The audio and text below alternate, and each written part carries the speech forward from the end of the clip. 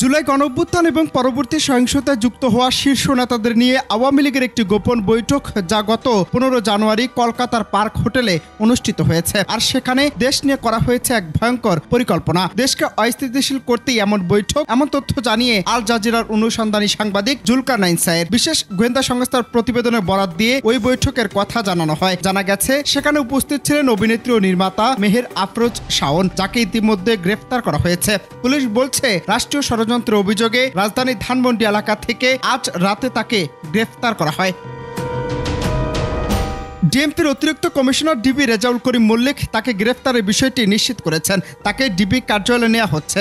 DB হেফাজতে তাকে রাষ্ট্রীয় ষড়যন্ত্রের ব্যাপারে জিজ্ঞাসাবাদ করা হবে। এরপর আগামীকাল তাকে আদালতে উত্থাপন করে সুনির্দিষ্ট মামলায় রিমান্ড চাওয়া হবে বলেও জানায় এই কর্মকর্তা। ছাত্র জনতার গণঅভ্যুত্থানে ক্ষমতাচ্যুত শেখ হাসিনা ও তার দল আওয়ামী লীগের পক্ষে কিছুদিন আগে সরব হয়েছিলেন শাওন, জানিয়ে সামাজিক যোগাযোগ মাধ্যমে আলোচনা সমালোচনা করেন অনেকে। আবার অনেকে মনে করছেন সাবেক সংসদ সদস্যের কন্যা অভিনেত্রী শাওন নানা উস্কানিমূলক মন্তব্যের পাশাপাশি ভারতে দেশ নিয়ে যে গোপন বৈঠক হয়েছে তা দেশবিরোধী। হয়তো সে কারণে তাকে গ্রেফতার করেছে আইন শৃঙ্খলা বাহিনী। তবে কি কারণে তাকে গ্রেফতার করা হয়েছে সেটি স্পষ্ট হলেও কোন ঘটনায় তাকে গ্রেফতার করা হয়েছে তা স্পষ্ট নয়।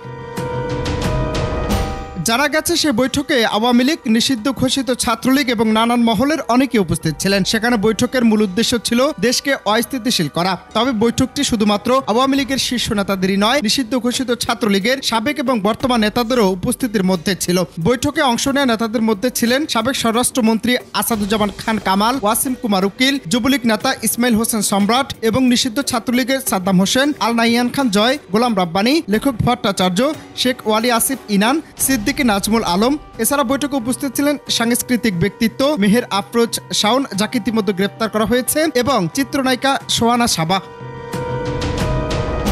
অনন্ত হাসান মাসুদ, বাংলা টিভি।